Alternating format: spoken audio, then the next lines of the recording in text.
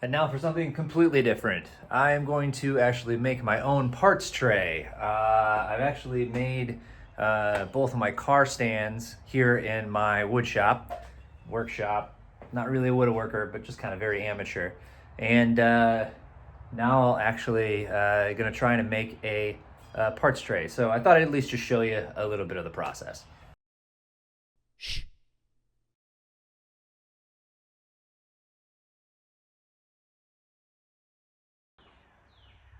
So the first thing I'm doing here is we had these boards made out of ash that had fallen down on our property, and we'd actually had them cut into V boards and used as part of our ceiling. But what I need to do is I need to rip the edges off here to make it just at least a top and two sides here, and then I'll put them together to make like a small slab. And then the plan is to cut some grooves in, and I was actually working on another project, and part of the offcuts that I have are these 1/8-inch thick white oak. Again, this is some stuff that fell down on our property and we had it milled down. And so we'll have boards here that I'm gonna rip. You can see I've already started to do it on one here. Then we'll rip those. I'll create two boards, and we'll see if this will work. All right, got these boards all ripped down, so nice flat sides on them for the glue up. When they made these V boards for us, they had these flutes cut into them, which you need for circulation when you attach them to a ceiling. But obviously don't need here. I'll just pretend they're for heat dissipation on the final parts tray. Glue up is done. We now have two panels here, because what I'm gonna do is I'm gonna put a strip of that 1/8-inch oak in between here, sandwich it together to get one big panel. But actually I'm going to cut these down a little bit. But for right now, I do want to get this glue off, and I'm just using my cheap Harbor Freight chisels because I just paid to have my chisels sharpened. And I know it's silly, but I don't want to get glue on them. Doesn't make any sense. So we'll just do this to get that initial glue off, and then obviously there'll be some sanding involved. But this is a little satisfying, right? Cleaned up the edge here, nice 90-degree on my Crosscut 4000. And now what I'm gonna do is I'm actually going to just do some shallow cuts that I will then slot the white oak into to create the dividers. Back into the clamps here.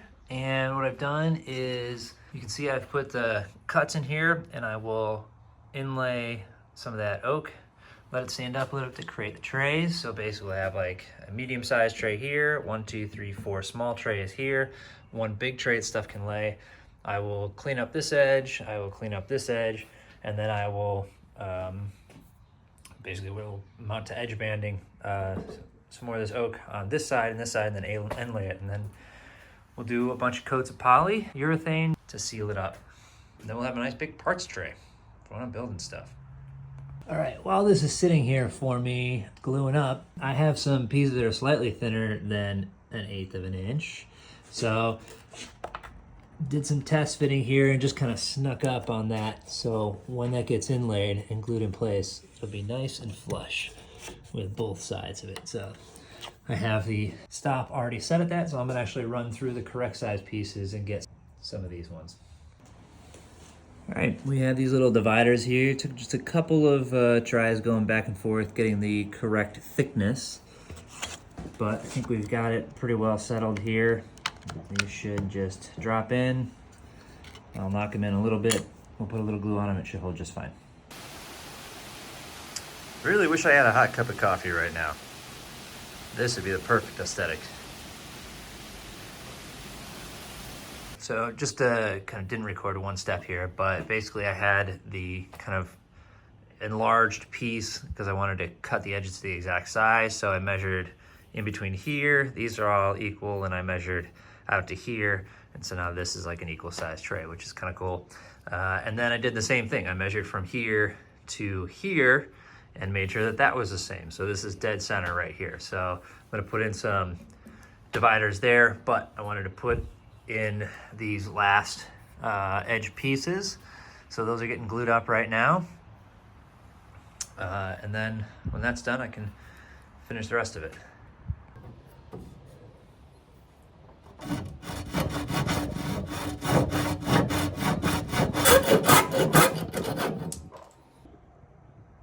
Just keep having to find creative ways to create clamping pressure with these small little dividers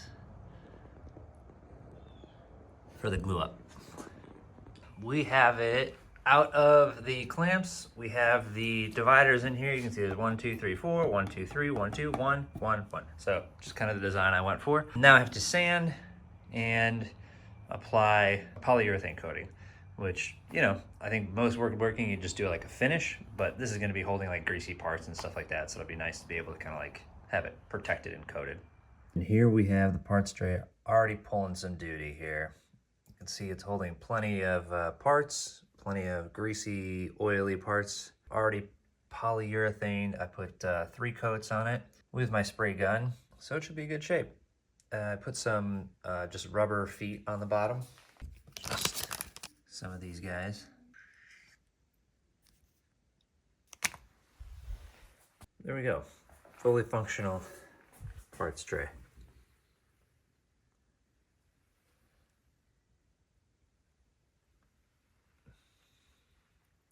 Do my best Alton Brown impression here. So anyways, here's the parts tray.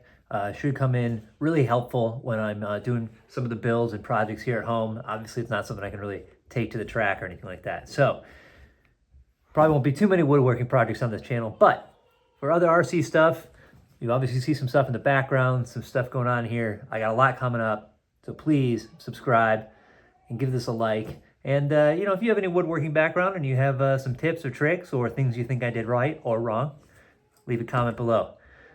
We'll talk about RC later. Take it easy, guys.